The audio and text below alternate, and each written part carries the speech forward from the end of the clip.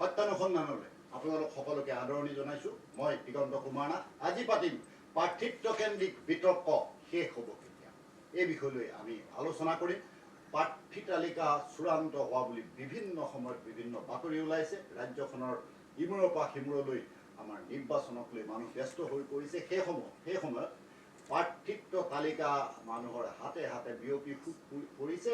পৰ্টেলসমূহতো চাবই নোৱাৰি, নিজৰ ব্যক্তিগত পেজত প্ৰত্যেক মানুহে আপলোড কৰিছে প্ৰাৰ্থী তালিকা। এনে অৱস্থাত আমাৰ নিৰ্বাচনী প্ৰক্ৰিয়া আগবাঢ়িছে। মই আজি এই বিষয়ত আলোচনা কৰিবৰ বাবে প্ৰথমে আদৰিছোঁ বিজেপিৰ এগৰাকী মুখপাত্ৰ অচিন্ত প্ৰাণ শৰ্মা ডাঙৰীয়া।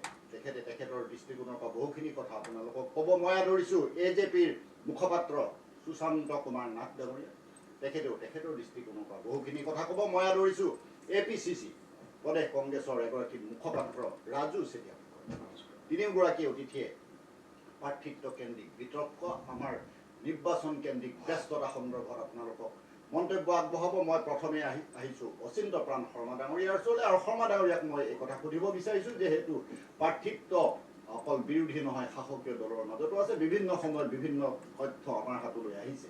আপোনালোকৰ মিত্ৰজোঁটৰ মাজতো প্ৰাৰ্থিত্বকেন্দ্ৰিক কিছুমান বিতৰ্ক দেখা গৈছে। আৰু তৃণমূল পৰ্যায়ত বিশেষকৈ অসম গণ পৰিষদ দলৰ প্ৰাৰ্থীসকলে আমাৰ বিজেপি মিত্ৰজোঁটৰ বিৰুদ্ধাচৰণ কৰি বিভিন্ন সময়ত বাতৰি সম্প্ৰচাৰিত হৈছে। আপুনি এই সন্দৰ্ভত কি কয়? আপোনালোকৰ প্ৰাৰ্থিত্বকেন্দ্ৰিক বিতৰ্ক বা আসন ভাগ বতৰা কেনেকৈ? প্ৰথম কথাটো হ'ল যে 2016 চনত হোৱা এই ৰামধেনু সদৃশ যি মিত্ৰতা, এই মিত্ৰতা আজি অক্ষুণ্ণ আছে আৰু এই মিত্ৰতা পৰৱৰ্তী সময়তো থাকিব।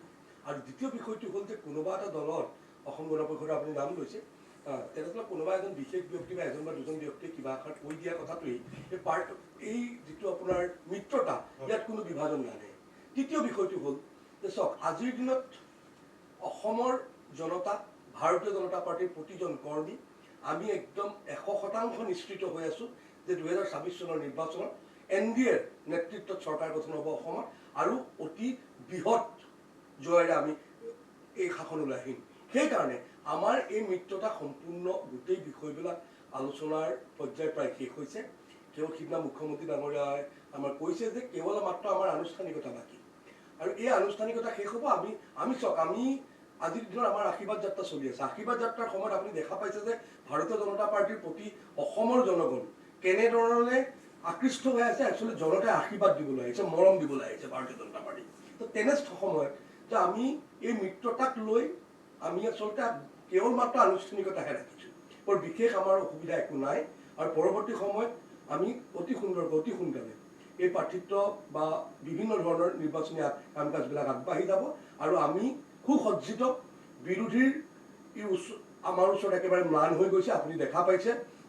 তেনেস্থলত আমি আচলতে আমাৰ বৰ বিশেষ চিন্তা কৰিবলগীয়া বিষয় নাই। আৰু অসম গণ পৰিষদৰ বিষয়টো এনেকুৱা ধৰণৰ, মুখ্যমন্ত্ৰী ডাঙৰীয়াই বাৰে বাৰে কৈছে যে তেখেতসকলে ক'ৰবাত ইচ্ছা কৰে, তেখেতসকলে আমি দিয়া সমষ্টিৰ ওপৰত তেওঁলোকে নিজে কৰ্তৃত্ব আগবঢ়াব পাৰে। সেইটো কিয় কৈছে চাওক, সেইটো আমাৰ ভাৰতীয় জনতা পাৰ্টী আৰু NDAৰ মিত্ৰতাটো ইমান সুমধুৰ যে তেওঁলোকক তেনেধৰণৰ কথাৰখিনিৰ মাজতো আমাৰ মাজত আচলতে মিত্ৰতা খুব ধুনীয়াকৈ অটুট আছে, কোনো ধৰণৰ অসুবিধা হোৱা নাই। আপুনি এটা বস্তু দেখা পাইছেনে, ভাৰতীয় জনতা পাৰ্টীৰ সভাপতি ডাঙৰীয়াই হওক, মুখ্যমন্ত্ৰী ডাঙৰীয়াই হওক, অসম গণ পৰিষদৰ সভাপতিজনেই হওক বা কাৰ্যকৰী সভাপতিয়ে হওক, বা বাকী আমাৰ ৰামধেনু সদৃশ মিত্ৰতাৰ যিখিনি আছে, সকলোৱে কোনো ধৰণৰ তেনে মন্তব্য কৰা নাই। আৰু আমি গোটেই বিষয়টো জানো, এভৰিথিং ইজ ফাইনেলাইজ, সকলো ফাইনেল হৈ আছে, সকলো বিষয় আমাৰ চূড়ান্ত হৈ আছে। কেৱল আমি যিহেতু নেশ্যনেল দল হয়, আমি দিল্লীলৈ যাব লাগিব গোটেই বিষয়বিলাক এটা চিলমোহৰ মাৰিবৰ কাৰণে। সেই সময়খিনি আমাৰ মাত্ৰ। শৰ্মা ডাঙৰীয়াৰ প্ৰতি মোৰ প্ৰশ্ন আছে, কাৰণ কিছুমান বিতৰ্কিত কথাও ওলাইছে আৰু কিছুমান অভিযোগ উত্থাপন হৈছে। আপোনালোকৰ আজিৰ দিনটোত তৃতীয় দিনত ভৰি দিছে জন আশীৰ্বাদ যাত্ৰা, সেই কথা সকলোৱে গম পায়। কিন্তু এটা কথা ওলাইছে যে APCCয়েও এনেধৰণৰ যাত্ৰা আৰম্ভ কৰিছিলে, সময় পৰিৱৰ্তনৰ যাত্ৰা, ৰাইজৰ পদূলিত ৰাইজৰ কংগ্ৰেছ, এনেধৰণৰ ওলাইছিলে। আৰু এনেধৰণৰ যিসমূহ কাৰ্যক্ৰম হৈছিলে, সেই কাৰ্যক্ৰমৰ অনুকৰণত আপোনালোকে জন আশীৰ্বাদ যাত্ৰাৰ দৰে কাৰ্যসূচী হাতত লোৱা বুলি এটা অভিযোগ আছিলে। আপুনি চাওক, সেই সময়ত এটা আপুনি কংগ্ৰেছত আজি অলপ দিনৰ আগত ভূপেন বৰা ডাঙৰীয়াৰ নেতৃত্বত তেওঁ যেতিয়া সভাপতি আছিলে, যাত্ৰা হৈছিল। তেওঁ আজি সেই যাত্ৰাৰ ফল আজি কৈছে, আপুনি মিডিয়াত শুনিবলৈ পাব, আপোনালোকৰ চেনেলটো হয়তো ওলাইছে বিষয়টো। আজিৰ দিনত আপুনি তেখেতসকলে সেই সময়ত কি কৈছিল যে তেওঁলোকে বাধা লৈছিলে, তেওঁলোকৰ মানুহ গোট পোৱা নাছিল। আজিৰ দিনত আপুনি মোক এটা কওকচোন নিৰপেক্ষভাৱে, আপোনাকে মই এই ষ্টুডিঅ'ত প্ৰশ্ন কৰিছোঁ, আশীৰ্বাদ যাত্ৰাত অসমৰ ৰাইজৰ সমৰ্থন বেছি আছে নে তেওঁলোকৰ কংগ্ৰেছৰ এপিচিয়ে কৰা যাত্ৰাত ৰাইজৰ সমৰ্থন? যদি আপুনি নিৰপেক্ষভাৱে কয় বা মোৰ পেনেলত বহি থকা ব্যক্তিসকলে নিৰপেক্ষভাৱে যদি পৰ্যবেক্ষণ কৰে, তেতিয়াহ'লে কংগ্ৰেছৰ প্ৰতিনিধিও আছে। কংগ্ৰেছৰ প্ৰতিনিধিয়ে স্বীকাৰ কৰিব লাগিব যে ভাৰতীয় জনতা পাৰ্টিৰ তৃতীয় দিনত ভৰি দিয়া আজি আশীৰ্বাদ যাত্ৰাত আমাৰ কি হৈছে বিষয়টো। য'ত আমি 5 ঘণ্টীয়া বা 6 ঘণ্টীয়া কাৰ্যক্ৰম লৈছোঁ, তাত আমাৰ 10 ঘণ্টা হৈছে। মানুহৰ ইমান মৰম, ইমান স্নেহ আৰু ইমান আশীৰ্বাদ পাইছোঁ যে আমি 2 ঘণ্টাৰ জেগাত আমি 3 ঘণ্টা, 3 ঘণ্টাৰ জেগাত আমি 5 ঘণ্টা কৰিব লগা হৈছে। এই ধৰণৰ বিষয়বিলাক আচলতে চাওক, এই বিষয়বিলাক আচলতে মই কোৱা বা আপুনি কোৱা বা কংগ্ৰেছৰ মুখপাত্ৰ বা বিৰোধী এই মুখপাত্ৰজনে কোৱা কথা নহয়। এইটো আমি দেখা বস্তু, এইটো প্ৰকৃত সত্য। আজিৰ দিনত যদি কোনোবা মাপকাঠি থাকিলহেঁতেন আশীৰ্বাদ যাত্ৰাৰ মানে জোখমাখ ল'ব পৰা, তেতিয়াহ'লে জোখমাখটো বৰ সুন্দৰ কৰিলেহেঁতেন। কিন্তু ৰাইজ দেখিছে, অসমৰ ৰাইজ প্ৰতীয়মান গৈছে। আৰু এটা ডাঙৰ কথা কওঁ মই, অসমৰ ৰাইজে অলৰেডি সিদ্ধান্ত লৈছে যে 2026ত ভাৰতীয় জনতা পাৰ্টিৰ নেতৃত্বত NDA চৰকাৰ আনিব। তাৰ মাত্ৰ এটা ফল, এটা আপোনাৰ প্ৰতিচ্ছবিহে এই আশীৰ্বাদ যাত্ৰাত গোট খোৱা আমাৰ অসমৰ মৰমৰ ৰাইজসকল, তেওঁলোকৰ দিয়া আশীৰ্বাদ। শৰ্মা ডাঙৰীক ধন্যবাদ জনাইছোঁ। মই পোনপটীয়াকৈ ৰাজু চেতিয়া ফুকন ডাঙৰীয়াৰ ওচৰলৈ আহিছোঁ আৰু তেখেতক এই সন্দৰ্ভত মই মন্তব্য প্ৰকাশ কৰিবলৈ আহ্বান জনাইছোঁ। আমি যদিও প্ৰাৰ্থিত্বকেন্দ্ৰিক বিতৰ্ক শেষ হ'ব কেতিয়া, এই বিষয়ত আমি আলোচনা কৰিম। আমাৰ যদি মিত্ৰতা সম্ভৱ নহয়, আমাৰ যদি চিটৰ আসন যি ভাগ বতৰা আছে সেইসমূহ সঠিক নহয়, তেতিয়াহ'লে প্ৰাৰ্থিত্বকেন্দ্ৰিক বিতৰ্কটো এনেকৈ বিতৰ্ক হৈ ৰৈ যাব। আপুনি কি কয়? আমাৰ শৰ্মা ডাঙৰীয়াই কিছু কথা উল্লেখ কৰিছে, আপোনাৰ এই সন্দৰ্ভত মতামত। প্ৰথম কথাটো হৈছে আমাৰ যি মিত্ৰতাৰ কথা আলোচনা হৈ আছে, আচলতে এই মিত্ৰতা হ'ব, খুব ধুনীয়াকৈ হ'ব। আৰু এই মিত্ৰতাই 2026 চনৰ নিৰ্বাচনত এক সাংঘাতিক পৰিৱৰ্তন আনিব আৰু আমি চৰকাৰ গঠন কৰিম। এতিয়া আহিছোঁ, যিহেতু বিজেপিৰ মুখপাত্ৰগৰাকীয়ে ক'লে যে তেওঁলোকৰ আশীৰ্বাদ যাত্ৰাৰ কথা। এতিয়া মই ক'ব বিচাৰিছোঁ, মোৰ প্ৰথম কথাটো হৈছে এই যিটো আশীৰ্বাদ যাত্ৰা, এই আচলতে এই আশীৰ্বাদ যাত্ৰা নহয়, এই আচলতে এটা ৰাজনৈতিক যাত্ৰা।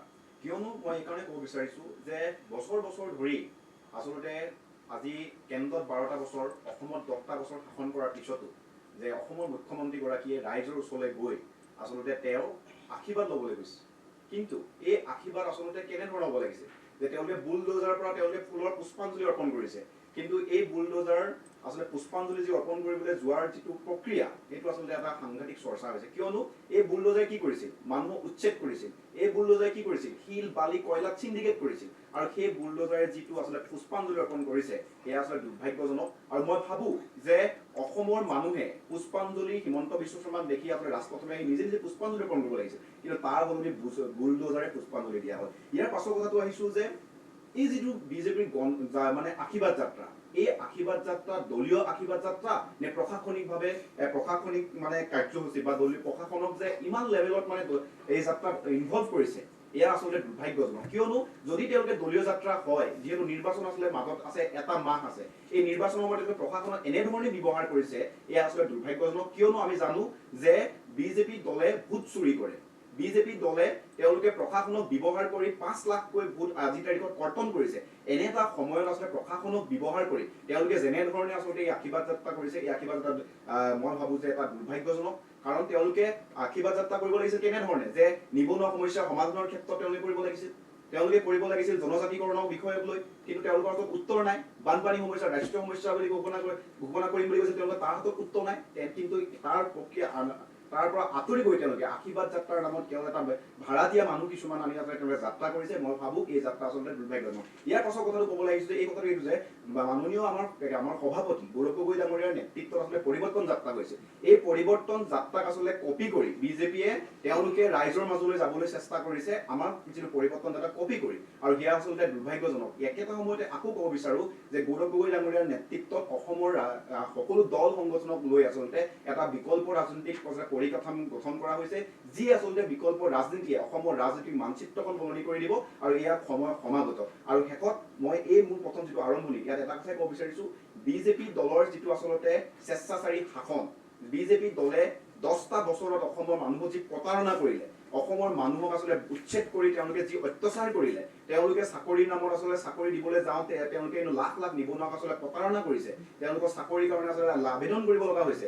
এনে এটা প্ৰেক্ষাপটত আচলতে এইবাৰ নিৰ্বাচনত বিৰোধীৰ যিটো আমাৰ ঐক্যবদ্ধ প্ৰচেষ্টা, এই প্ৰচেষ্টাই আচলতে বিজেপিৰ মিত্ৰজোঁটক ওফৰাই 2024 আমি চৰকাৰ গঠন কৰিম। ফুকন ডাঙৰীয়াক ধন্যবাদ জনাইছোঁ। মই পোনপটীয়াকৈ মই শৰ্মা ডাঙৰীয়াকো দিম। মই এতিয়া সুশান্ত কুমাৰ নাথ ডাঙৰীয়াৰ ওচৰলৈ আহিছোঁ আৰু সুশান্ত কুমাৰ নাথক মই এটা কথা সুধিব বিচাৰিছোঁ, কাৰণ পাৰ্থিত্বকেন্দ্ৰিক এনেধৰণৰ বিতৰ্কবোৰ আছে আৰু একে সময়তে আসনৰ ভাগ বাটোৱাৰাৰ আপোনালোকৰ অস্পষ্ট হৈ আছে, কোনো কথা স্পষ্ট হোৱা নাই এনেধৰণৰ কথা।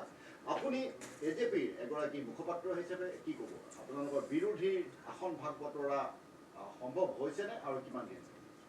চাওক, আসনৰ ভাগ বতৰা কথাটো ইতিমধ্যে বিভিন্ন ক্ষেত্ৰত চিলমোহৰ লাগিছে। আমাৰ অসম জাতীয় পৰিষদৰ ক্ষেত্ৰত আমি আপোনালোকে কিমানখন আসন? হয়, ইতিমধ্যে মই এটা কথা আমাৰ দলৰ ফালৰ পৰা এটা কথা কোৱা হৈছে যে আমাৰ যিবিলাক জেগাত সংগঠন আমাৰ শক্তিশালী আছে, সেই সকলোবিলাক জেগাতে আমি প্ৰতিদ্বন্দ্বিতা কৰিবলৈ এইবাৰ আগবাঢ়িছোঁ। আৰু য'ত আমাৰ সংগঠন শক্তিশালী আছে তাত অসমৰ জনতাইও বিচাৰিছে অসম জাতীয় পৰিষদে প্ৰতিদ্বন্দ্বিতা কৰাটো। যদিও আসন কিমানত বিচাৰিছোঁ এইটো আচলতে প্ৰশ্ন হ'ব নোৱাৰে। আমাৰ য'ত য'ত সংগঠন শক্তিশালী আছে আমি তাতে প্ৰতিদ্বন্দ্বিতা কৰিম, এইটো কথা নিশ্চিত। আৰু প্ৰতিদ্বন্দ্বিতা কৰিবৰ কাৰণে ইতিমধ্যে আমি যোৱা 5 বছৰৰ পৰাই জনতাৰ মাজত জনতাৰ সমস্যাসমূহক লৈ আমি কেনেকৈ এইবিলাক সমাধান কৰিব পাৰি, অসমৰ সমস্যাসমূহ কেনেকৈ সমাধান কৰিব পাৰি, তাৰ কাৰণে আমি ৰাইজৰ মাজত আছোঁ। এতিয়া দ্বিতীয় কথাটো হ'ল যাওক, আজি ভাৰতীয় জনতা পাৰ্টীৰ তেওঁলোকে আশীৰ্বাদ যাত্ৰা নাম দি আশীৰ্বাদ যাত্ৰা নাম দি এটা যাত্ৰা কৰিছে। তাত আমাৰ কোনো আপত্তি নাই, তাত আমাৰ শুভেচ্ছাই আছে। আপোনালোকে জন আশীৰ্বাদ যাত্ৰা কৰক। এটা ৰাজনৈতিক দল হিচাপে, চৰকাৰ হিচাপে নহয়, এটা ৰাজনৈতিক দল হিচাপে প্ৰতিটো দলে এনে যাত্ৰা কৰা বা এনে শোভাযাত্ৰা কৰা, এনেধৰণৰ ৰেলী কৰা সকলোৰে এইটো অধিকাৰ আছে, তাতে নিৰ্বাচন সমাজতো এইটো কৰিব পাৰে।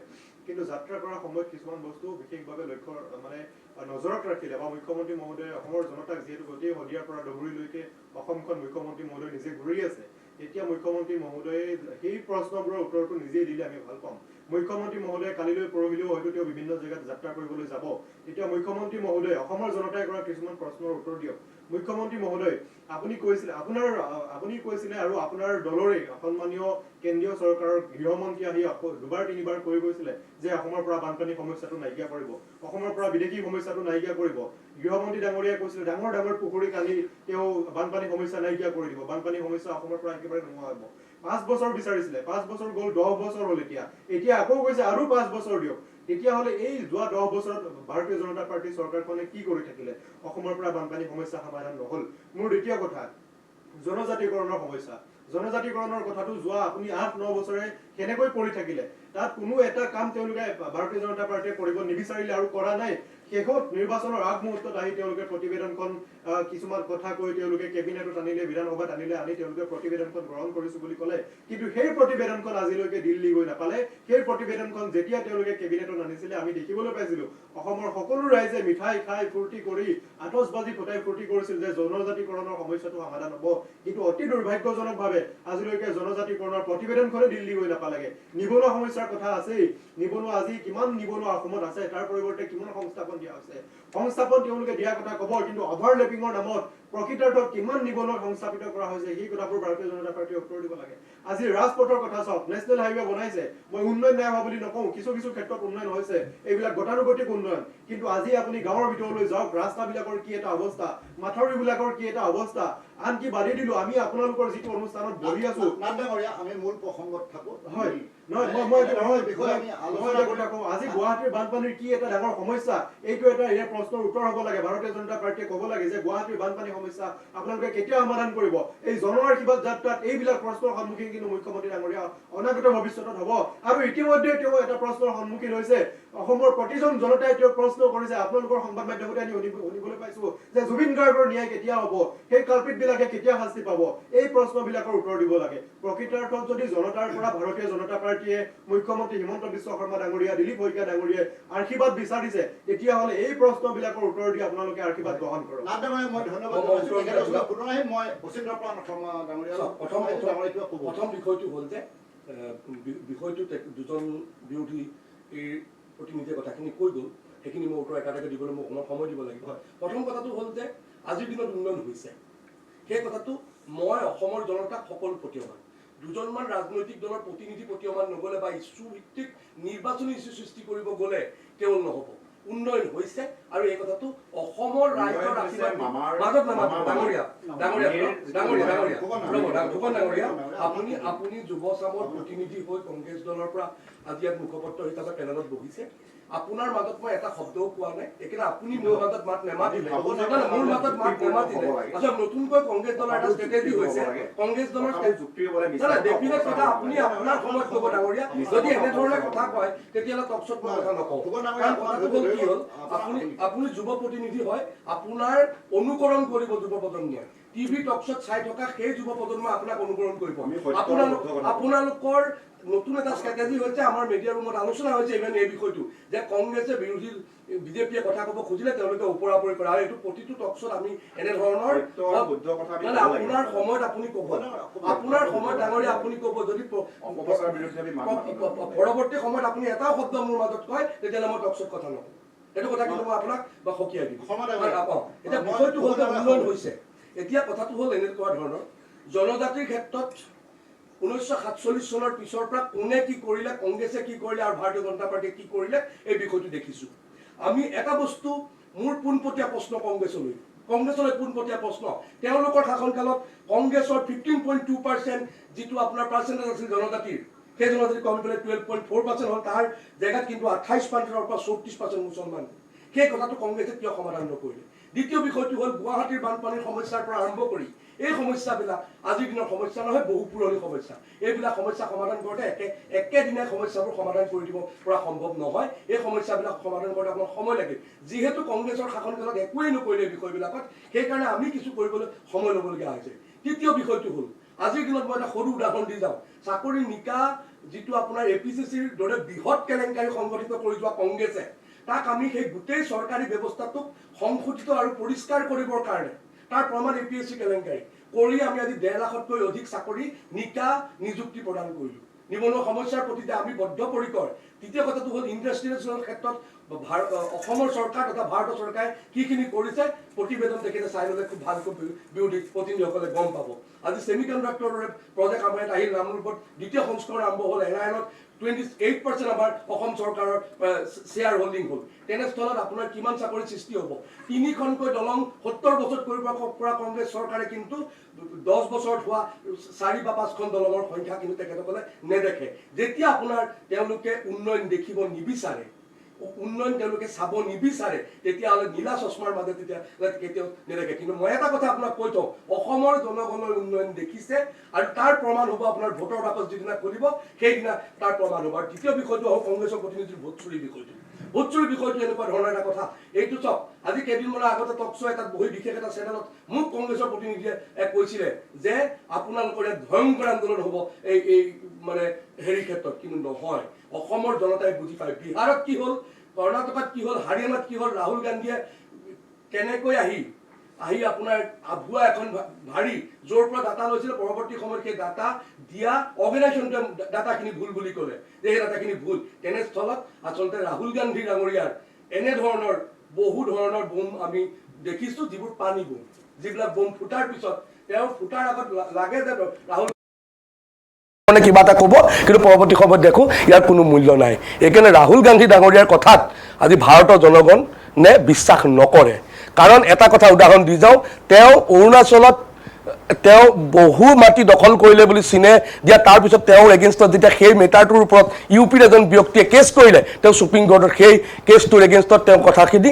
এনেই কৈছিলোঁ মাফ খুজি থৈ আহিল তেনেধৰণৰ এজন ব্যক্তিক ভাৰতীয় মানে জনতাই বিশ্বাস কৰিব সেই কথাটো কেতিয়াও নহয় আৰু এটা ডাঙৰ কথা কওঁ মই কা আন্দোলন কৰি নেতা হোৱা লুৰিণজ্যোতি গগৈ ডাঙৰীয়াই অসমৰ মানুহক সেই সময়ত কোটি কোটি বাংলাদেশী অসমলৈ আহিব বুলি কোৱাৰ পিছত আজিৰ দিনত সেই কা আন্দোলনৰ আৰু পিছত 4জন মাত্ৰ বাংলাদেশীয়ে যেতিয়া অসমৰ নাগৰিকত্বৰ কাৰণে এপ্লাই কৰিলে এতিয়া লুৰিণজ্যোতি গগৈ ডাঙৰীয়া ক'ত আছে তেওঁলোকে কিয় অসমৰ মানুহক আবুৱা বাঢ়িলে সেই সময়ত আবুৱা কিয় বাঢ়িলে তেওঁলোকে 855জন শ্বহীদৰ কেঁচা তেজেৰে ৰাঙলী ফাকু খেলা কংগ্ৰেছৰ লগত তেওঁলোকে উঠি কেনেকৈ ৰাজনৈতিক মিত্ৰতা কৰিলে যিটো আছুৰ বেছৰ পৰা অহা লুৰিণজ্যোতি গগৈ ডাঙৰীয়া জাতীয়তাবাদী সংগঠন আছুৰ পৰা অহা এজন নেতা যি গোটেই জীৱন 855 জন শ্বহীদৰ ভেটিত মানে লৈ তেওঁলোকে কংগ্ৰেছৰ বিৰুদ্ধাচৰণ কৰি তেওঁলোকে সংগঠন কৰিলে বা তেওঁলোকে ৰাজনৈতিক দল খুলিলে পৰৱৰ্তী সময়ত তেনে এজন নেতাই কেনেকৈ পৰৱৰ্তী সময়ত কেৱল মাত্ৰ MLA হোৱাৰ আশাত লুৰিণজ্যোতি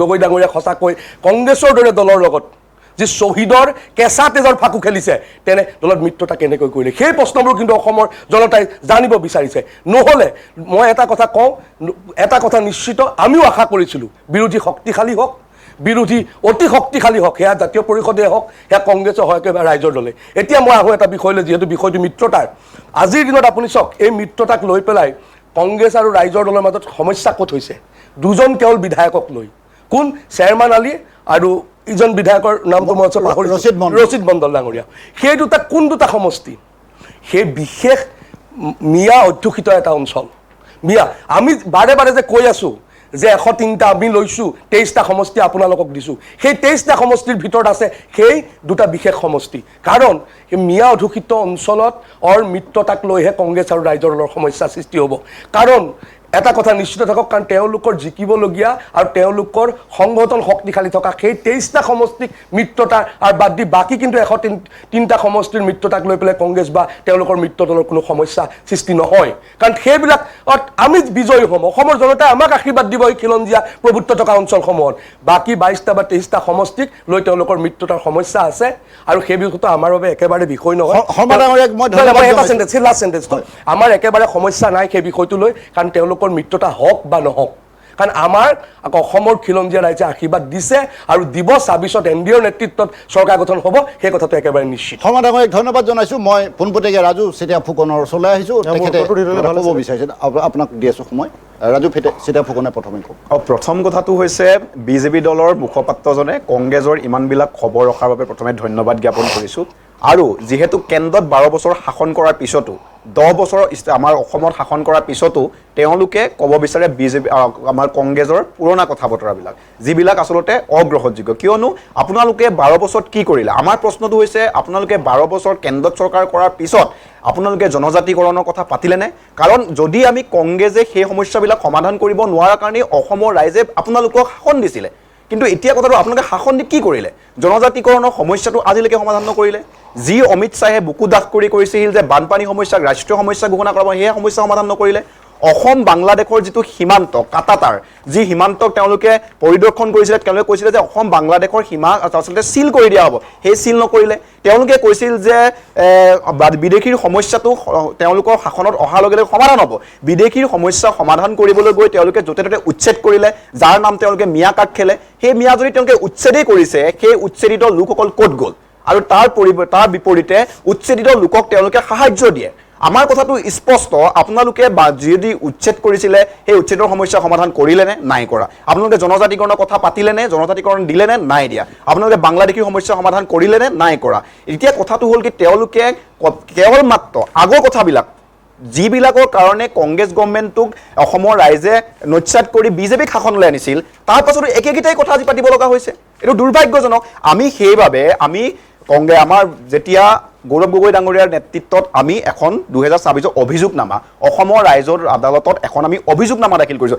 তাত আমি 20টা সমস্যা আসলে 20টা মূল কথা আমি এই চাৰ্জশ্বিটত দাখিল কৰিছোঁ আৰু পৰিৱৰ্তন যাত্ৰা যিহেতু গাঁৱে গাঁৱে হৈছে মই নিজে গোলাঘাটৰ পৰা এই যিটো যাত্ৰা আছিল শিৱসাগৰলৈকে আছিলোঁ গাঁৱৰ মানুহে আমাৰ মৰম কৰিছে কাৰণ আমাৰ যিটো যাত্ৰা এই যাত্ৰাত আমাৰ মানুহৰ মনৰ অন্তৰৰ পৰা শুভেচ্ছা আছে এটা কথাটো হ'ল কি মই আপোনাৰ অসমবাসী ৰাইজক দেখাব বিচাৰিছোঁ আমাৰ যি অভিযোগনামা আছে 2024ত আমি থানাখনৰ নাম লিখিছোঁ যে অসমৰ জনতাৰ সামূহিক চেতনাবোধ অসমৰ জনতাৰ সামূহিক চেতনাবোধত আমি এটা কেছ কৰিছোঁ জনতাৰ অভিযোগনামা 01/2024 আৰু দাখিলৰ তাৰিখ 19 ফেব্ৰুৱাৰী 2024 ইয়াত বিজেপিৰ যিটো 10 বছৰ শাসনত কি অপৰাধ তেওঁলোকে কৰিছিল তেওঁলোকে ক্ষমতাৰ অপব্যৱহাৰ কৰিছে তেওঁলোকে দুৰ্নীতি কৰিছে দুৰ্নীতিৰ সীমাহীন দুৰ্নীতি মানৱ অধিকাৰ উলংঘন কৰিছে উচ্ছেদৰ সময়ত তেওঁলোকে বাৰে বাৰে মানুহৰ ছাত্ৰ ছাত্ৰী পঢ়া শুনা বা বিভিন্ন ধৰণৰ ক্ষেত্ৰত তেওঁলোকে মানৱ অধিকাৰ উলংঘন কৰিছে চৰকাৰৰ দায়িত্ববাহী মুৰব্বীৰ পৰিয়াল তোষণ এনে এটা অদ্ভুত ৰকমত যে আজিৰ তাৰিখত মুখ্যমন্ত্ৰী পৰিয়ালত 12,000 বিঘা মাটি অসমৰ মানুহৰ মাটি তেওঁলোকে দখল কৰিছে বা কিনি লৈছে বা কিবাকে তেওঁলোকে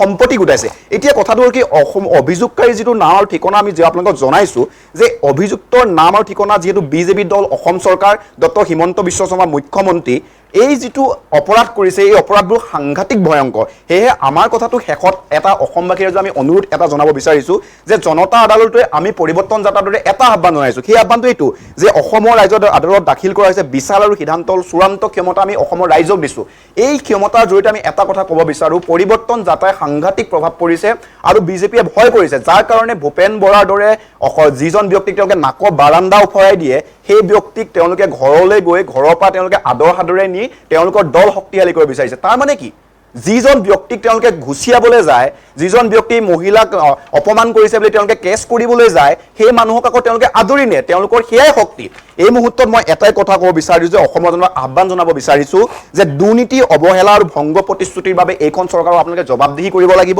আপোনালোকে ভয় বল প্ৰয়োগৰ ক্ষমতা অপব্যৱহাৰ আধাৰত চলা এই শাসন ব্যৱস্থাক আপোনালোকে প্ৰত্যাখ্যান কৰিব লাগিব ৰাজহুৱা ধনৰ সৎ আৰু দায়িত্বশীল ব্যৱহাৰ নিশ্চিত কৰিবলৈ নিৰীক্ষণ প্ৰতিবেদনসমূহ উত্থাপিত সতৰ্কবাণী যে কেগৰ পৰা আৰম্ভ কৰি প্ৰত্যেকখন প্ৰতিবেদন ইতিমধ্যে ৰাইজৰ ওচৰত আহিছে আপোনালোকে জানে এইবাৰ যদি জানুৱাৰী মাহত যদি আপোনাৰ লোনৰ পৰিমাণটো চাই আপোনালোকে ভয়ত বুকু কঁপি উঠিব ইমান টকা লোন কিন্তু এই টকা যি লোন লৈ তেওঁলোকে অসমৰ মানুহক কুঙা কৰি পেলাইছে এতিয়া মোৰ কথাটো হৈছে মূল্যবৃদ্ধি সাংঘাতিক বৃদ্ধি হৈছে মূল্যবৃদ্ধিৰ ওপৰত আপোনালোকৰ কিবা যাত্ৰাত শোভাযাত্ৰাত যিটো কি যাত্ৰা বুলি কৈছে আপোনালোকে আশীৰ্বাদ যাত্ৰা কৈছে নাই কোৱা এতিয়া মোৰ কথাটো হৈছে এই যিটো আমাৰ অভিযোগ আমাক আপোনালোকে অভিযোগ দিলে আমি শুনিলোঁ আমি একো কৰিব পৰা নাই কিন্তু আপোনালোককতো 12 বছৰ দিছে শাসন আপোনালোককতো 10 বছৰ অসমত শাসন দিছে 10 বছৰ আপোনালোকে কি কৰিলে মামা মামীৰ নামত সম্পত্তি কৰিলে চৰকাৰী ইনষ্টিটিউশ্যন ধ্বংস কৰি পেলাইছে বিশ্ববিদ্যালয় ধ্বংস কৰি পেলাইছে প্ৰাইভেট ইনষ্টিটিউশ্যনত ল'ৰা ছোৱালীয়ে পঢ়িব নোৱাৰা পৰ্যায়ত গুচি গৈছে ব্যক্তিগতকৰণ কেৱল ব্যক্তিগতকৰণ আজি গুৱাহাটীত আপুনি যদি ফ্লাইঅভাৰখিনি চাই আৰু সেইদিনা মুখ্য প্ৰধানমন্ত্ৰীয়ে ফ্লাইঅভাৰ নিৰ্মাণ কৰি থৈ গ'ল পিছদিনাখনি ফাট মেলিলে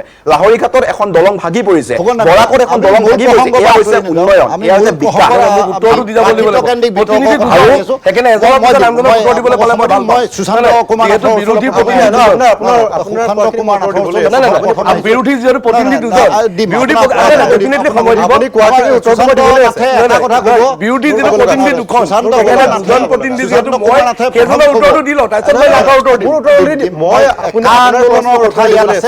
আপুনি কৈছিলে আমাৰ সমাধান কৈছিলে কা আন্দোলনৰ কথা আৰু যিহেতু পাৰ্থিত্বকেন্দ্ৰিক বিতৰ্কৰ কথা পাতিছোঁ এই প্ৰসংগতে কা আন্দোলনৰ কথা ওলাইছে আমাৰ নাথ ডাঙৰীয়াই চমুকে ভাৰতীয় জনতা পাৰ্টিৰ প্ৰবক্তাজনৰ কেইটামান প্ৰশ্নৰ মোৰ উত্তৰ দিব লগা আছে আৰু কেইটামান মোক তেওঁ ক'ব লগা আছে কোনো কওঁতেও মই মাত মতা নাই মই কওঁতে মাত নামাতিব মই অনুৰোধ জনাইছোঁ প্ৰথমতে ক'লে যে আমাৰ দলৰ সন্মানীয় সভাপতি লুৰিণজ্যোতি গগৈ ডাঙৰীয়া কা আন্দোলনৰ জৰিয়তে হোৱা নেতা বুলি কৈছে ভাৰতীয় জনতা পাৰ্টিৰ পৰা কোন নেতা কোন কেনেকৈ হোৱা নেতা সেই চাৰ্টিফিকেট আমি বিচৰা নাই ভাৰতীয় জনতা পাৰ্টিৰ প্ৰবক্তা বা ভাৰতীয় জনতা পাৰ্টিৰ নেতা কৰ্মীয়ে এইটো স্বীকৃতি দিব নালাগে কোন কেতিয়া হোৱা নেতা অসমৰ জনতাই ইতিমধ্যে স্বীকৃতি দিছে আছুৰ দৰে অসমৰ সৰ্ববৃহৎ এটা ছাত্ৰ সংগঠনৰ পৰা প্ৰতিনিধিত্ব কৰি তেওঁ আজিৰ তাৰিখত আমিও কওঁ যে লুৰিণদা এতিয়ালৈকে নেতা হোৱাই নাই লুৰিণদা এগৰাকী সাধাৰণ কৰ্মী অসমৰ জনতাৰ বাবে দিনে নিশাই কাম কৰা এজন তেওঁ এটা আমাৰ ৰাজনৈতিক দলৰ আঞ্চলিক ৰাজনৈতিক দলৰ সভাপতি গতিকে এনেধৰণৰ তুচ্ছ তাচ্ছিল্য মন্তব্য নকৰিব মই সকীয়াই দিছোঁ দ্বিতীয় কথাটো চাওক আমাক কৈছে যে অসম আন্দোলনৰ সেই সময়ত মৃত্যু হোৱা আমাৰ যিসকল শ্বহীদ আছিলে আমাৰ অতি স্মৰণীয়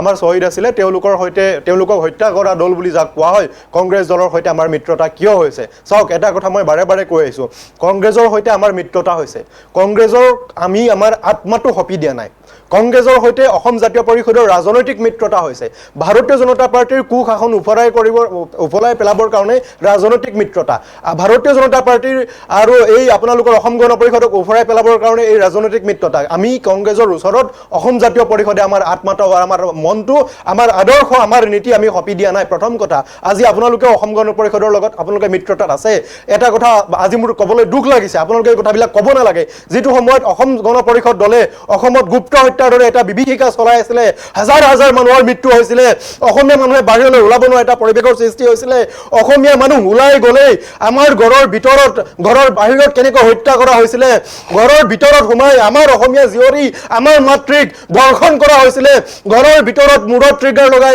গুলীয়াই হত্যা কৰা হৈছিলে সেই অসম গণ পৰিষদ দলৰ লগত সেইটো সময়ত কিন্তু ভাৰতীয় জনতা পাৰ্টি চৰকাৰ আছিলে ভাৰতীয় জনতা পাৰ্টি আৰু অসম গণ পৰিষদ মিলি আপোনালোকে সেই কালমানিশাৰ সময়ত চৰকাৰ চলাই আছিলে আৰু বৰ্তমানেও আপোনালোকে অসম গণ পৰিষদৰ অক্সিজেন লৈ ভাৰতীয় জনতা পাৰ্টীয়ে চৰকাৰ চলাই আছে আজি কাৰ বিপক্ষে অসম গণ পৰিষদে মাত মাতিছিলে কিন্তু আজি সেই অসম গণ পৰিষদৰ লগতে ভাৰতীয় জনতা পাৰ্টীয়ে একেডাল পাইপেৰে অক্সিজেন লৈ আছে গতিকে সেই কথাবিলাক অসমৰ জনতাই দেখি আছে গুপ্ত হত্যাৰ সময়ত আপোনালোকৰ ভূমিকা কি আছিলে অসমৰ জনতাই দেখি আছে আমাৰ মাতৃ আমাৰ ভগ্নীক কেনেকৈ দৰ্শন কৰোঁতে আপোনালোকে নীৰৱে আছিলে অসমৰ জনতাই দেখি আছে অসম গণ পৰিষদৰ দৰে এটা অতি নিকৃষ্ট ৰাজনৈতিক দলৰ লগত আপোনালোকে কেনেকৈ এই সময়ত চৰকাৰত আছিলে গুপ্ত হত্যাৰ দিনত অসমৰ জনতাই এইবিলাক কথা দেখি আছে গতিকে আমি বাৰে বাৰে এটা কথা কৈছোঁ আপোনালোকে ওপৰলৈ যিমানে থু পেলাব আপোনালোকৰ নিজৰ গাতে পৰিব আপোনালোকে এই প্ৰশ্নবিলাকৰ উত্তৰ দিব লাগিব গুপ্ত হত্যাৰ দিনত আপোনালোকে শুই আছিলে নেকি মোৰ দ্বিতীয় কথা চাওক আজি লুৰিণজ্যোতি গগৈ ডাঙৰীয়াৰ প্ৰতি আপোনালোকে কিমান ভয় খায় কিমান আপোনালোকে শংকিত সেই কথাটোৰ প্ৰমাণ হৈ গৈছে আজি খোৱাং সমষ্টিত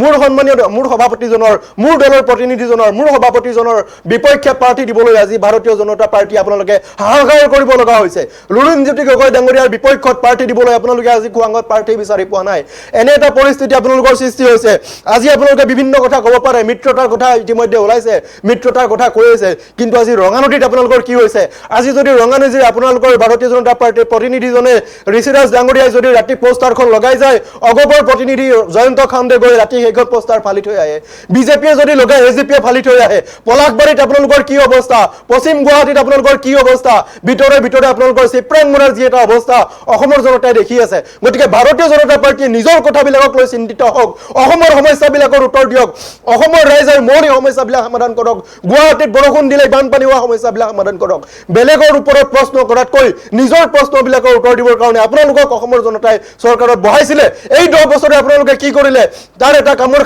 খেতেন দিয়ক আপোনালোকে মিয়া মিয়া চিঞৰিব পাকিস্তান চিঞৰিব কিন্তু আপোনালোকে সমস্যাবিলাক কিমান সমাধান কৰিলে ইয়াৰ এটা উত্তৰ দি যাওক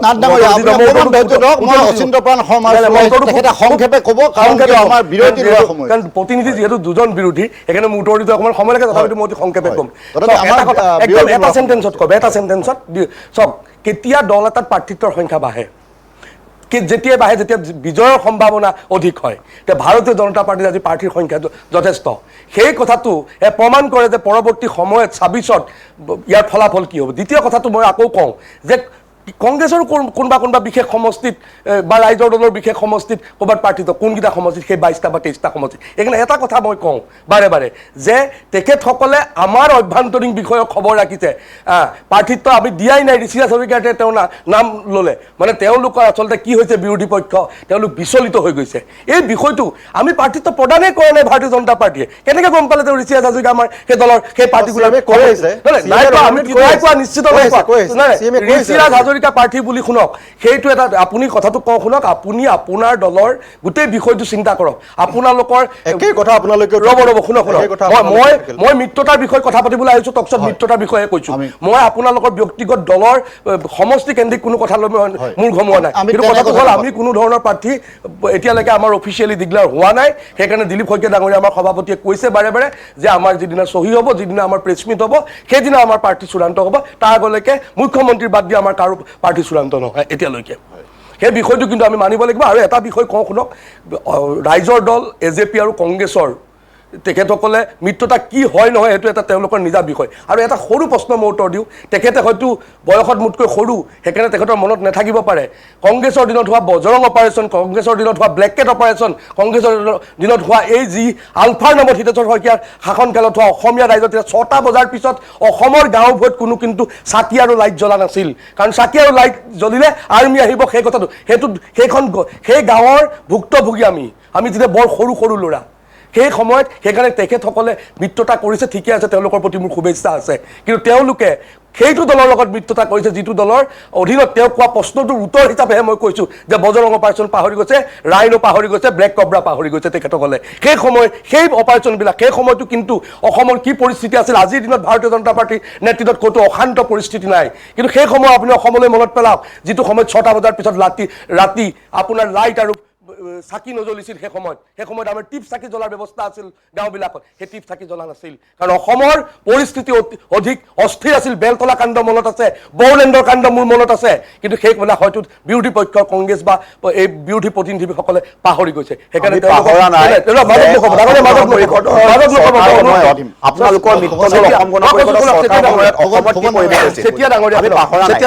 মনত পেলাই দিব বিচাৰিছো আপোনাক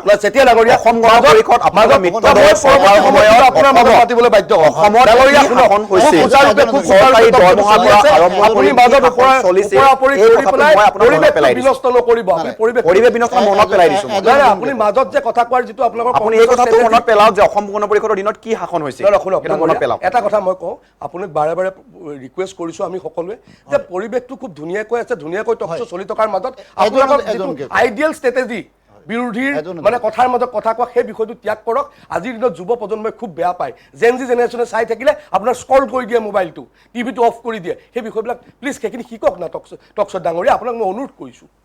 অনুৰোধ কৰিব নালাগে, জানো আমি শিকি আহিছোঁ, কিন্তু মাজত কিয় মাতিছে তেতিয়াহ'লে ডাঙৰীয়া? মাতিব লাগিব অপপ্ৰচাৰৰ বিৰুদ্ধে। অপপ্ৰচাৰ তেতিয়া আপোনালোকে কৈ থকাৰ মাজত মই নাই মতা, আপোনাৰ সময়ত মাতিব আপুনি সদায়। শৰ্মা ডাঙৰীয়াই আৰু কিবা ক'ব নেকি? আপুনি কিন্তু এটা গুৰুত্বপূৰ্ণ কথা কৈছে যে বিৰোধীৰ মিত্ৰতা সফল হোৱাৰ আপুনি কামনা কৰিছে। নাই, ডেফিনেটলি গণতন্ত্ৰত শক্তিশালী বিৰোধীৰ প্ৰয়োজন। ভাল কথা। মই এজন ভাৰতীয় হিচাপে সেই বিষয়টো বিচাৰোঁ, এটা গুৰুত্বপূৰ্ণ কিন্তু মই এইটো বস্তু নিবিচাৰোঁ যে তেওঁলোকৰ অসমীয়া খিলঞ্জীয়া ৰাইজৰ সমষ্টিত তেওঁলোকৰ প্ৰাৰ্থিত্ব বহুত হওক, মোৰ শুভেচ্ছা থাকিব। কিন্তু যদি কেৱল মিঞা অধ্যুষিত অঞ্চলত তেওঁলোকৰ মিত্ৰতালৈ সমস্যা হয়, সেই সমস্যা কিন্তু অসমৰ বাবে অশনি সংকেত।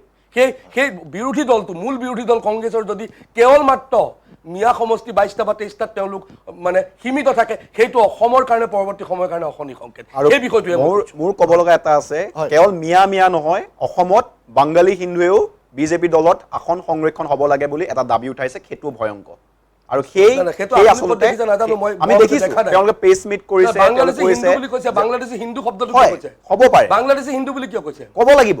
আপুনি বাংলাদেশ যদি মিঞা মানে যদি মুছলমান মানে মিঞা আপোনালোকৰ থিয়ৰী, তেতিয়াহ'লে অসমত খিলঞ্জীয়া মানুহৰ প্ৰভুত্ব থাকিব লাগিব।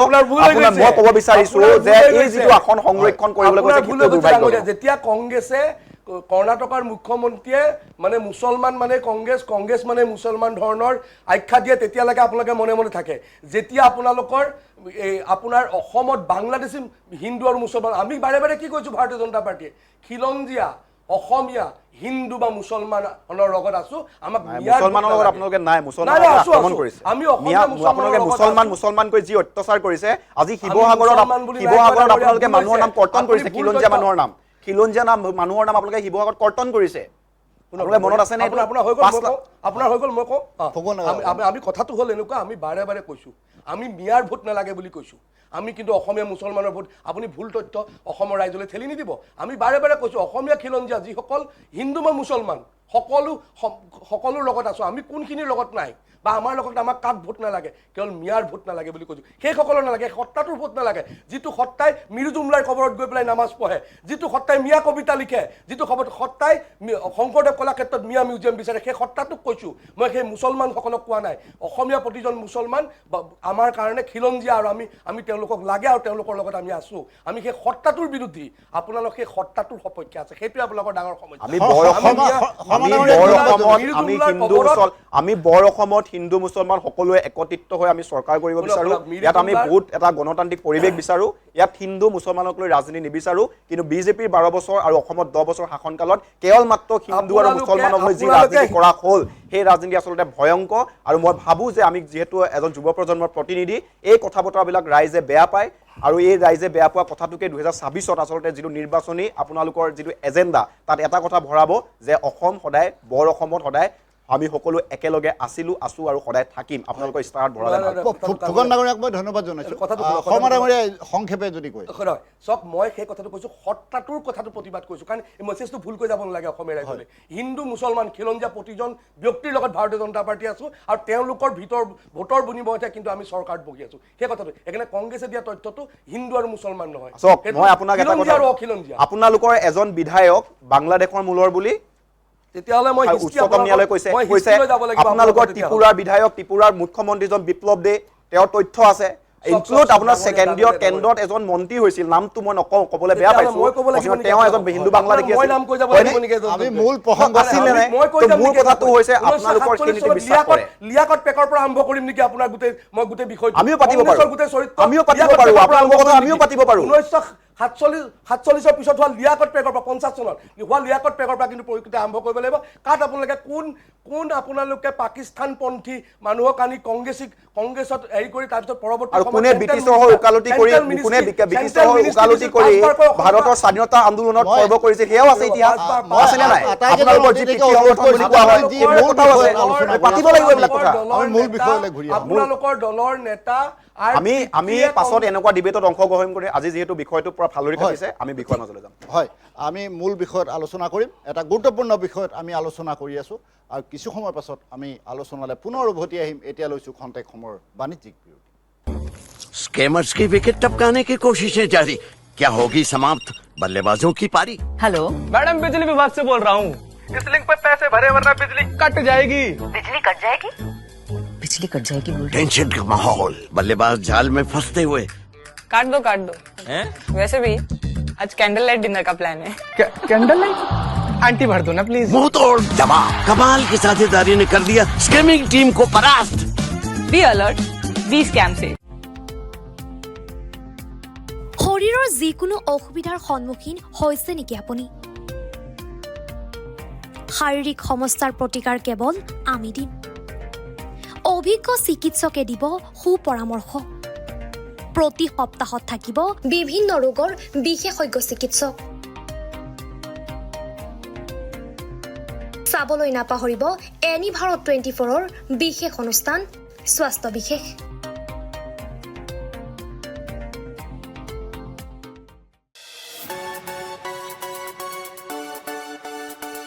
ৰঙাপাৰাবাসীৰ বাবে সুখবৰ আপুনি যদি দুচকীয়া বাহন ক্ৰয় কৰিব বিচাৰিছে তেন্তে এতিয়াৰ পৰা আৰু চিন্তাৰ কোনো প্ৰয়োজন নাই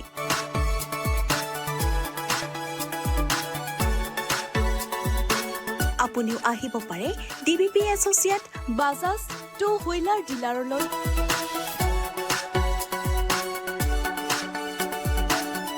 আমাৰ ঠিকনা হৈছে ৱাৰ্ড নং ৮ ঠাকুৰবাৰী ৰোড ডাকঘৰ ৰঙাপাৰা জিলা শোণিতপুৰ অসম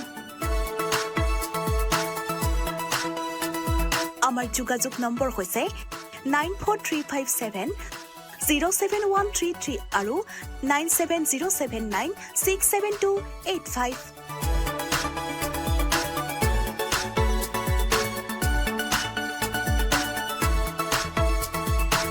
बिजनेस रजिस्टर हो गया यस सिर्फ करंट अकाउंट बाकी है करंट अकाउंट के लिए तो SBI बेस्ट है यूएस मशीन मिलेगा और QR कोड भी best cash deposit limit east और वेस्ट इंडस्ट्री में बेस्ट सबको पता है SBI करंट अकाउंट बेस्ट है सबको पता है स्कैमर्स की विकेट टपकाने की कोशिशें जारी क्या होगी समाप्त बल्लेबाजों की पारी हेलो मैडम बिजली विभाग से बोल रहा हूँ इस लिंक पे पैसे भरे वरना बिजली कट जाएगी बिजली कट जाएगी बिजली कट जाएगी बोल टेंशन का माहौल बल्लेबाज जाल में फंसते हुए काट दो वैसे भी आज कैंडल लाइट डिनर का प्लान है कैंडल लाइट आंटी भर दो ना प्लीज मुंह तोड़ जवाब कमाल की साझेदारी ने कर दिया स्कैमिंग टीम को परास्त बी अलर्ट बी स्कैम से শৰীৰৰ যিকোনো অসুবিধাৰ সন্মুখীন হৈছে নেকি আপুনি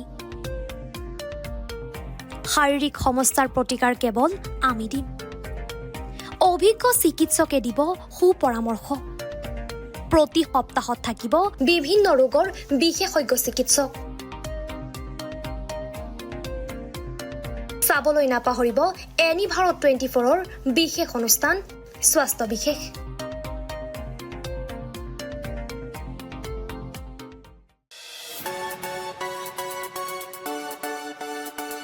ৰঙাপাৰাবাসীৰ বাবে সুখবৰ আপুনি যদি দুচকীয়া বাহন ক্ৰয় কৰিব বিচাৰিছে তেন্তে এতিয়াৰ পৰা আৰু চিন্তাৰ কোনো প্ৰয়োজন নাই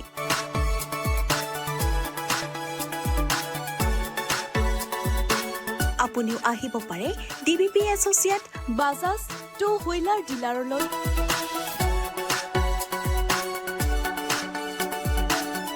আমাৰ ঠিকনা হৈছে ৱাৰ্ড নং ৮ ঠাকুৰবাৰী ৰোড ডাকঘৰ ৰঙাপাৰা জিলা শোণিতপুৰ অসম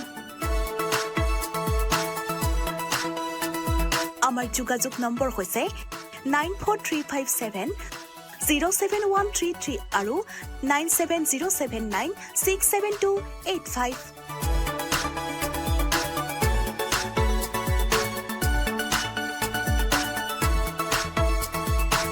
बिजनेस रजिस्टर हो गया? यस, सिर्फ करंट अकाउंट बाकी है। करंट अकाउंट के लिए तो SBI बेस्ट है।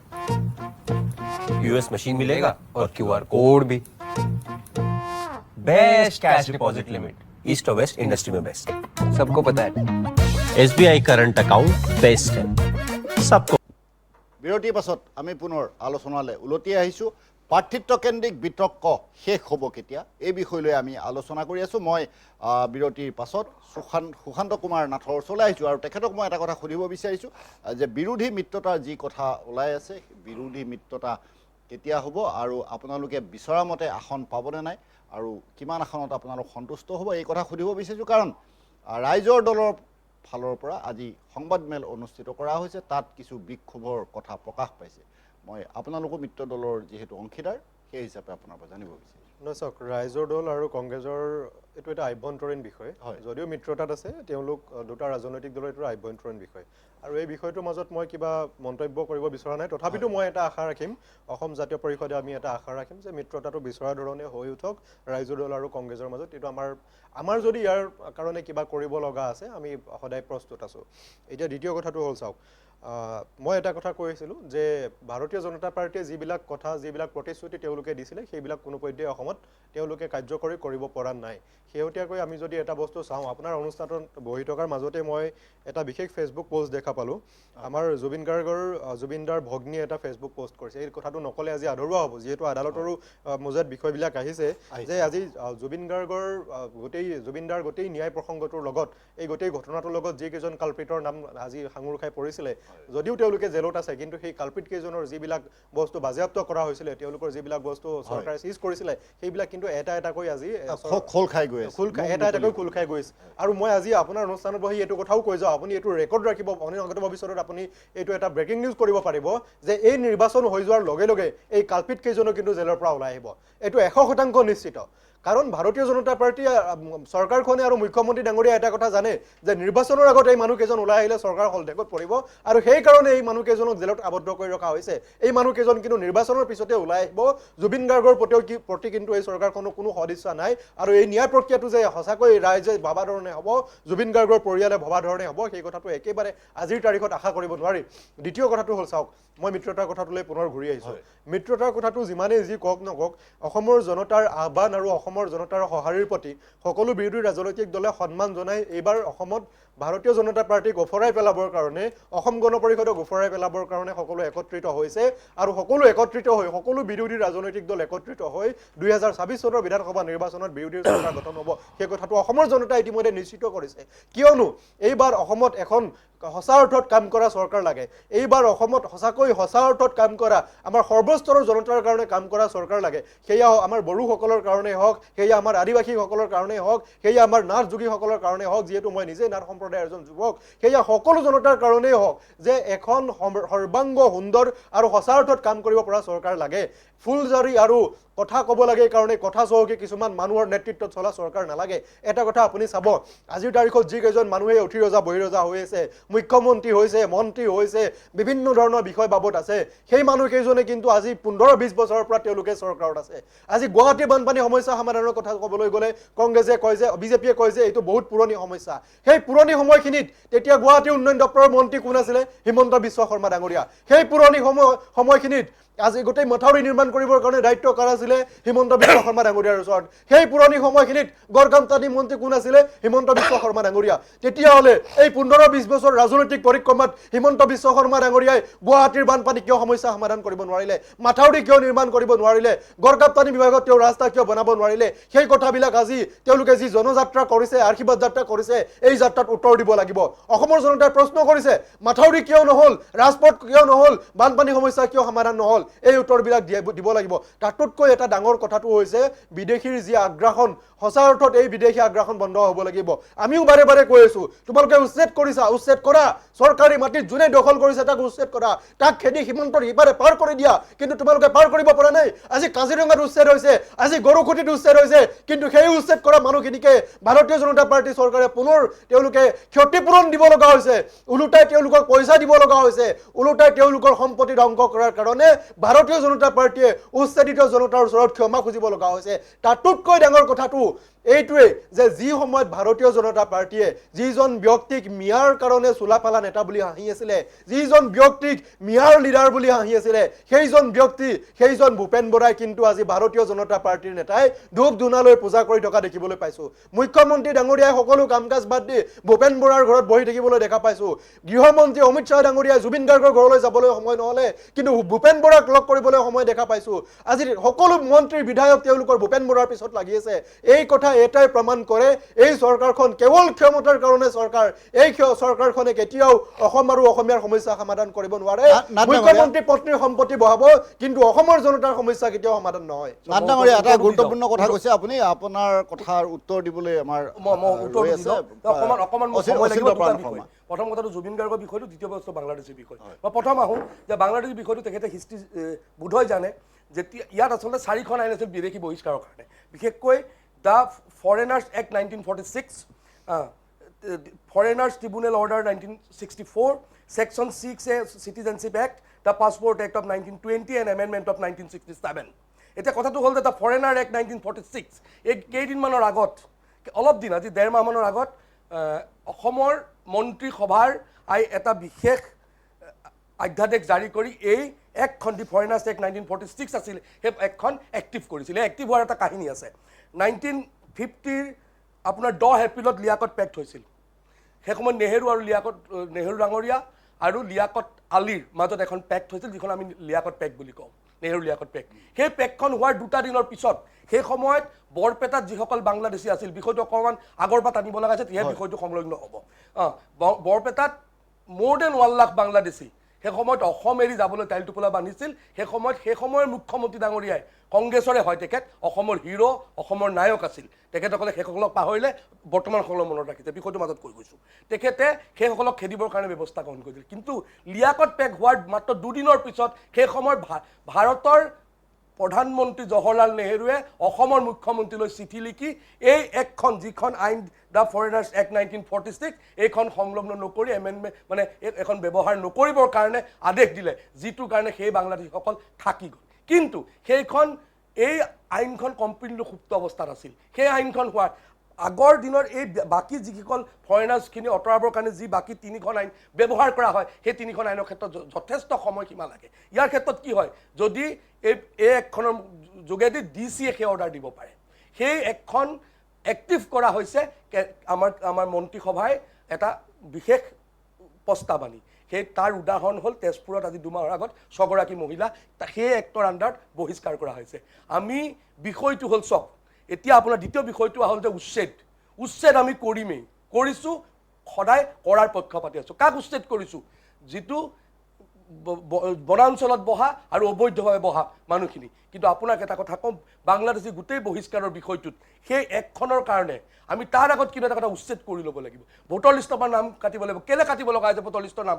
আন্তঃ সমষ্টি প্ৰৱজনৰ যোগেদি যি আজি 23টা সমষ্টি আজি আমাৰ হাতৰ পৰা গুচি গৈছে, খিলঞ্জীয়াৰ হাতৰ পৰা। তেনেকৈ আজিৰ দিনত আপোনাক মই এটা কথা কওঁ, মই মাঘেৰিটাৰ কথা কওঁ, আপোনাৰ লিডু এই অঞ্চলবিলাকত 0% মুছলমান আছিলে, যিবিলাক গোৱালপাৰা, বৰপেটা, এই বংগভাষীয়, যিসকলক আমি প্ৰকৃততে বংগভাষীয় মুছলমান বুলি কওঁ। আজিৰ দিনত আপুনি চাওকগৈ 5ৰ পৰা 7% মুছলমান তাত হ'ল, যিসকল আমাৰ নামনি অসমৰ বিশেষ সেই সম্প্ৰদায়ৰ ব্যক্তি। মই অসমীয়া মুছলমানৰ কথা কোৱা নাই, সেই বিশেষ সম্প্ৰদায়ৰ ব্যক্তি সেইসকল। সেইকাৰণে আন্তঃ সমষ্টিৰ প্ৰৱজনে অসমৰ ৰাজনৈতিক ভৱিষ্যত খিলঞ্জীয়াৰ কাৰণে সুৰক্ষিত কৰি নাৰাখে।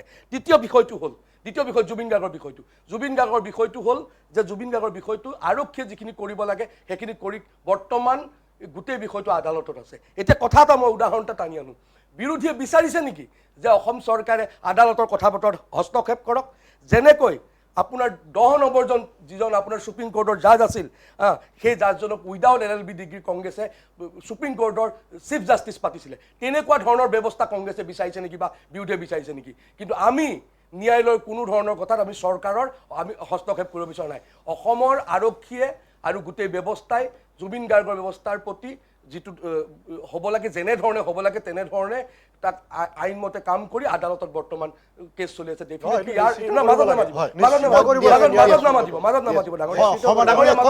সেইকাৰণে পৰৱৰ্তী সময় গোটেই ব্যৱস্থা আদালতে ল'ব, তাত আমাৰ চৰকাৰৰ হস্তক্ষেপ আমি বিচৰা নাই। কাৰণ আমি কংগ্ৰেছৰ দৰে ন্যায়ালয়ক হস্তক্ষেপ কৰিব পৰা ব্যৱস্থা আমি পক্ষপাতি নহয়, আৰু অসমৰ জনসাধাৰণে ভাৰতৰ জনগণৰ তেনেকুৱা ব্যৱস্থা নিবিচাৰে। হয় গুৰুত্বপূৰ্ণ কথা কৈছে মই ৰাজু চেতিয়া ফুকনৰ ওচৰলৈ আহিছোঁ প্ৰথমে তাৰ পাছত প্ৰথম কথাটো হ'ল বিজেপিৰ মুখপাত্ৰজনে খুব মানে গাখীৰৰ দৰে শুদ্ধ বুলি নিজকে প্ৰতিষ্ঠা কৰিব বিচাৰিছে যিটো ভুল প্ৰথম কথাটো হ'ল মই আকৌ বিষয়টো যিহেতু শেষলৈ আহিছে বিৰোধী ঐক্যবদ্ধ হ'ব আৰু আমি খুব ধুনীয়াকৈ হ'ব আৰু আমি চৰকাৰ গঠন কৰিম এইটো ক্লিয়াৰ ছেকেণ্ড কথাটো হৈছে তেওঁলোকে নেহেৰুৰ কথা আজিও পাতিছে কিন্তু আমাৰ প্ৰশ্নটো হৈছে তোমালোকে 12 বছৰ শাসন কৰিলা 10 বছৰ অসমত শাসন কৰিলা তোমালোকে উত্তৰ দিয়া তেওঁলোকে উত্তৰটো নিদিয়ে তেওঁলোকে নেহেৰুৰ কথা পাতে তেওঁলোকে মনমোহন সিং তেওঁলোকে পুৰণা মুখ্যমন্ত্ৰীৰ কথা পাতে আৰু এইবিলাক আচলতে যুক্তিপূৰ্ণ কথা নহয় কাৰণটো কি বুলি ভাবে মই ক'ব বিচাৰিছোঁ যে তেওঁলোকে বৰ্তমান সময়ৰ প্ৰেজেণ্টৰ যিবিলাক সমস্যা সেই সমস্যাবিলাক তেওঁলোকে নাইকিয়া কৰিব বিচাৰে তেওঁলোকে উচ্ছেদ কৰিছে উচ্ছেদ কৰি মাটিবিলাক কাক দিছে আদানীক দিছে আম্বানীক দিছে দিছেনে কিন্তু কিয় তেনেহ'লে উচ্ছেদ কিয় কৰিলে তেওঁলোকে উচ্ছেদ কৰি যদি সেইবিলাক মাটি তেনেহ'লে চৰকাৰে দখল কৰিব লাগিছিল চৰকাৰে বনাঞ্চল যদি সংৰক্ষণমুক্ত কৰিছে খুব ভাল কথা কিন্তু তেওঁলোকে দিছে কাক আদানী আম্বানী ৰামদেৱক সেইটো হৈছে এতিয়া মূল কথাটো হৈছে দিছে আপোনালোকে আদানীক দিয়া নাই বুলি কওক আপোনালোকে ৰামদেৱক নাই দিয়া বুলি কওক মাটি আপোনালোকে বনাঞ্চল আমি কাকো দিয়া নাই ভুল তথ্য নিদিব বনাঞ্চল দিছে আপোনালোকে মোৰ কথাখিনি আপোনালোকে ক'ব দিয়ক আপুনিও ভুল তথ্য দি আছে এতিয়া সংবিধানৰ কথা তেওঁলোকে কয় সংবিধানৰ কথা কয় তেওঁলোকে গণতন্ত্ৰৰ কথা কয় সংবিধান কেনেধৰণৰ স্খলন হৈছে তেওঁলোকে আকৌ এবাৰ আমি মনত পেলাই দিয়া প্ৰয়োজন আজি যেহেতু বিষয়টো এইখিনি আমি কথা পাতিব নাযাওঁ আমাৰ প্ৰথম কথাটো এইটোৱে যে এইবাৰ নিৰ্বাচনত অসম আৰু অসমীয়া জাতীয় জীৱনৰ লগত থকা প্ৰত্যেকটো প্ৰশ্নৰ উত্তৰ বিজেপিয়ে দিব লাগিব যিহেতু জনজাতিকৰণ হ'ব লাগিব বানপানী সমস্যা ৰাষ্ট্ৰীয় সমস্যা হ'ব লাগিব বিশ্ববিদ্যালয় হওক ইনষ্টিটিউশ্যনৰ ওপৰত যিবিলাক আক্ৰমণ চলিছে সেই আক্ৰমণৰ বিৰুদ্ধে আচলতে ৰাইজে ভোট দিব আৰু একেটা সময়তে বানপানী সমস্যা গুৱাহাটীৰ যিবিলাক সমস্যা তেওঁলোকে স্মাৰ্ট চিটিৰ কথা কৈছিল স্মাৰ্ট চিটি আজি কি হ'ল আছেনে নাই ডিজিটেল ইণ্ডিয়াৰ কথা কৈছিল ডিজিটেল ইণ্ডিয়াত আজি তাৰিখত জিঅ'ৰ যিটো অৱস্থা জিঅ'ৰ যিটো অৱস্থা নেটৱৰ্কৰ অভাৱ আজি যদি আপোনালোকে জানিবনে পুনৰ আপোনাৰ ৰিচাৰ্জ আজি ৰিচাৰ্জৰ দাম যেনেধৰণে বৃদ্ধি হৈছে মানুহে ভয় কৰিব লগা হৈছে এনেধৰণৰ ইছ্যুবিলাক উঠাব লাগে এইবিলাক সমস্যাৰ সমাধান কৰিব লাগিব আজি ব্যক্তিগতকৰণে স্কুলত চৰকাৰী স্কুলৰ অৱস্থা যিটো অৱস্থালৈ গৈছে চৰকাৰী স্কুল আজি বন্ধ হৈ গৈছে চৰকাৰী স্কুলৰ সলনি তেওঁলোকে মুখ্যমন্ত্ৰীৰ পত্নীয়ে তেওঁলোকে ডাঙৰ ডাঙৰ স্কুল খুলিবলৈ আৰম্ভ কৰিছে তেওঁলোকৰ মন্ত্ৰী তেওঁলোকৰ পত্নীৰ নামত আজি হাজাৰ হাজাৰ বিঘা বাগানৰ শ্ৰমিকৰ মাটি কাঢ়ি লোৱা হৈছে আজি কিন্তু একেটা সময়তে 350 টকা হাজিৰা আজিলৈকে দিয়া নহ'ল আমাৰ স্পষ্ট কথা আমি বিৰোধী ঐক্যবদ্ধ হৈ আমি আমাৰ যিবিলাক সমস্যা এই সমস্যাবিলাক সমাধান কৰিবৰ বাবে কৰিম আৰু বিষয়টো আমি বিষয়টো আমি আছোঁ আমাৰ সমস্যাক লৈ কথা পাতিব আপোনালোকৰ দৰে এই পুৰণা নেহেৰু দিনৰ কথা আপোনালোকে এইবিলাক মনত পেলাই লাভ নাই আপোনালোকে 12 বছৰত কি কৰিলে 10 বছৰত কি কৰিলে তাৰ খতিয়ান দিয়ক এই খতিয়ান দিব লাগিব এইখিনি আমাক কথাটো হ'ল নেহেৰু বিষয়টো নেহেৰু কথা আমি পাতি লাভ নাই এইটো কাৰণে লাভ নাই নেহেৰু বিষয়ে আমি পাতিম বেলেগ এদিনাখনে পাতিম কিন্তু আজিৰ দিনত আজি কি কথা আছিলে আজি বিৰোধীৰ কথা আছিলে বিৰোধী ঐক্যবদ্ধ আপোনালোকে উত্তৰটো দি যাব দিয়ক মোক চাওক নেহেৰু ডাঙৰীয়াৰ বিষয়টো একেবাৰে ক'ব লগা হ'ল যে বাংলাদেশৰ সমস্যাটো সেই সময়ত কোনে সমস্যা আজি আপোনাৰ ঠিক আছে 12 বছৰত আপোনালোকে বাংলাদেশৰ কাৰণে কি কৰিলে কিমানজন উচ্ছেদ কৰিলে আপুনি ডাঙৰীয়াক ৰ'ব দিয়ক মোক সময়টো ক'বলৈ দিয়ক না আপুনি কেলে দ্বিতীয় বিষয়টো হ'ল বিৰোধী এটা কথা কয় যে সেই সময়ত কংগ্ৰেছৰ চৰকাৰত হিমন্ত বিশ্ব শৰ্মা ডাঙৰীয়া সকলো কৰিলে তেতিয়াহ'লে তৰুণ গগৈ ডাঙৰীয়া অসমৰ মুখ্যমন্ত্ৰী আছিল তেখেতে কি কৰি আছিল তেখেতে নিজৰেই নেতা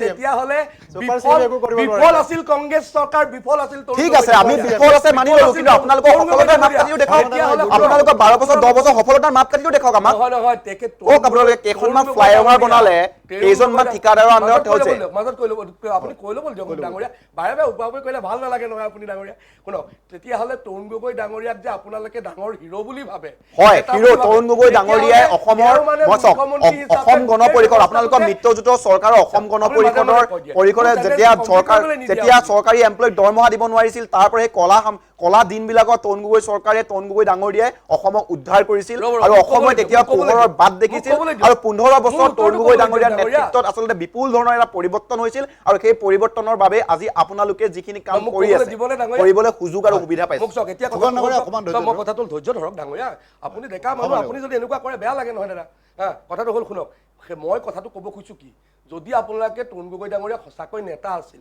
হয় আছিল নেতা আছিল নহয় আছিল মাজত মাতিলে আপুনি মাজত মাতিলে তেতিয়াহ'লে বিফল আছিল নেকি যদি গোটেই কামখিনি ডাক্তৰ হিমন্ত বিশ্ব শৰ্মা ডাঙৰীয়াই কৰিছিল তেতিয়াহ'লে তৰুণ গগৈ মুখ্যমন্ত্ৰী হিচাপে একেবাৰে অকমান্য মুখ্যমন্ত্ৰী আছিল অকমান্য নহয় সফল মন্ত্ৰী তেতিয়াহ'লে আপোনালোকে কিয় বাৰে বাৰে দোষাৰোপ কৰে আমি কাম কৰিছো আমাৰ দিনত বিশ্ববিদ্যালয় হৈছে আমাৰ দিনত ৰাস্তা হৈছে আমাৰ দিনত চৰকাৰী কৰ্মচাৰীয়ে দৰমহা পাইছে ভাগি যোৱা ঘৰটোৰ মূল খুঁটাটোক দোষাৰোপ নকৰি আপুনি চাইডৰ খুঁটাটোক কিয় দোষাৰোপ কৰে তো মূল খুঁটাটো যদি দুখী তেতিয়াহ'লে তৰুণ গগৈ দুখী আপোনালোকৰ গোটেই কেলেংকাৰী আৰু গোটেই সমস্যাৰ কাৰণে কংগ্ৰেছ চৰকাৰখনক তো আপুনি আজিৰ দিনত তৰুণ গগৈ নামৰ এটাও কেলেংকাৰী নাই আপোনালোকৰ মুখ্যমন্ত্ৰী হিমন্ত বিশ্ব নামত যিমানখিনি কেলেংকাৰী আছে গম পাইছে আপোনালোকৰ হিমন্ত বিশ্বৰ নামত যিমানখিনি কেলেংকাৰী আছে তৰুণ গগৈ নামৰ এটাও কেলেংকাৰী নাই তৰুণ গগৈ চৰকাৰ কথা নক'ব তৰুণ গগৈ ডাঙৰীয়া চলোৱা নাছিল গোটেইখন ডাক্তৰ হিমন্ত বিশ্ব শৰ্মাই চলাইছিল আজি আপুনি ষ্টুডিঅ'তে মানি লওক কোনোবা এটা আপোনাৰ ডুৱেল ধৰণৰ চিন্তাধাৰা নহ'ব নহয় হয় আপুনি মানি লওক হিমন্ত বিশ্ব শৰ্মা ডাঙৰীয়া চলাইছিল বুলি চৰকাৰখন নহ'লে আপুনি মানি লওক তৰুণ গগৈ ডাঙৰীয়া বিফল বুলি কোনোবা এটা মানি ল'ব লাগিব বিষয়টো বেলেগ বেলেগ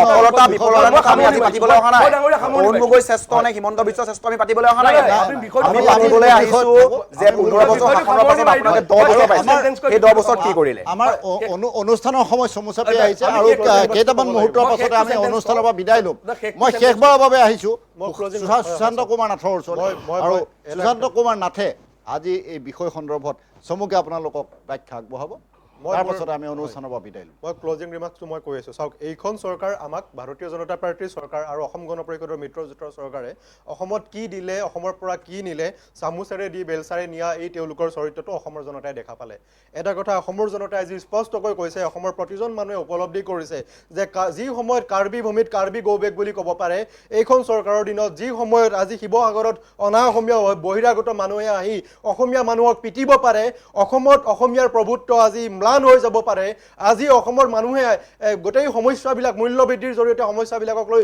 হাহাকাৰ কৰিব লগা অৱস্থা হ'ব পাৰে আজি বানপানীৰ সমস্যাই কেনেকৈ গ্ৰাস কৰিব পাৰে গতিকে এই সমস্যাবিলাকৰ পৰা মুক্তি পাবৰ কাৰণে কাৰ্বি ভূমিত যেনেকৈ গৌবেগ বুলি কৈছিলে এই সমস্যাবিলাকৰ পৰা মুক্তি পাবৰ কাৰণে ভাৰতীয় জনতা পাৰ্টীৰ চৰকাৰক ভাৰতৰ বুকুৰ পৰা উৎখাত কৰাৰ লগতে অসমৰ বুকুৰ পৰা উৎখাত কৰিবলৈ সময় আহি পৰিছে আৰু এই সময় অনাগত অসমৰ জনতাই ইতিমধ্যে কঁকালত টঙালি বান্ধিছে আৰু অসমৰ জনতাই এটা কথা স্পষ্ট কৰিছে যে 2026 চনত বিৰোধীৰ মিত্ৰজোঁটৰ চৰকাৰ গঠন হ'ব বিৰোধী মিত্ৰ মানে সকলো ৰাজনৈতিক দল ঐক্যবদ্ধ হৈ চৰকাৰ গঠন কৰিব আৰু প্ৰকৃতাৰ্থত অসমৰ পৰা বিদেশী সমস্যাৰ সমাধান হ'ব অসমৰ বানপানী সমস্যাৰ সমাধান হ'ব অসমৰ নিবনুৱা সমস্যাৰ সমাধান হ'ব অসমৰ যাতায়াত সমস্যা উন্নত হ'ব হিমন্ত বিশ্ব শৰ্মা ডাঙৰীয়া আৰু সৰ্বানন্দ সোণোৱাল ডাঙৰীয়াই যিবোৰ প্ৰতিশ্ৰুতি দিছিলে সেই সমস্যাবিলাক সমাধান কৰিব নোৱাৰিলে শেষত মই এটাই তেওঁলোকক কৈ যাওঁ সৰ্বানন্দ সোণোৱাল ডাঙৰীয়াই মাজুলীক ৱাইফাই জিলা হিচাপে ঘোষণা কৰাৰ কথা কৈছিলে সৰ্বানন্দ সোণোৱাল ডাঙৰীয়াই কৈছিলে যে তেওঁলোকৰ প্ৰথম কেবিনেটৰ প্ৰথম সিদ্ধান্ত আছিলে যে গুৱাহাটীলৈ যিসকল অসমৰ মানুহে বিভিন্ন কামত গুৱাহাটীলৈ আহে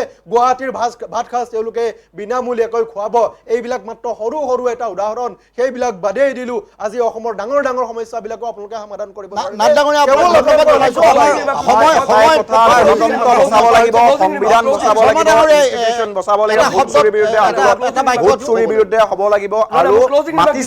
মামিৰ সম্পত্তিৰ বিৰুদ্ধে আচলতে এবাৰ ভোটদান হ'ব গণতন্ত্ৰ আমি বচাব লাগিব অসমবাসী ৰাইজলৈ আমাৰ এটাই আহ্বান বিজেপি হিমন্ত বিশ্ব শৰ্মাৰ যিটো স্বেচ্ছাচাৰী শাসন এই শাসন ব্যৱস্থা উৎৰাই পেলাবলৈ আপোনালোকে সাজু হওক আৰু হিমন্ত বিশ্ব শৰ্মা পৰিয়ালৰ যি আচলতে পৰিয়ালৰ যিটো অবৈধ সম্পত্তি এই সম্পত্তি আমি কাঢ়ি লৈ ৰাইজৰ মাজত বিলাই দিম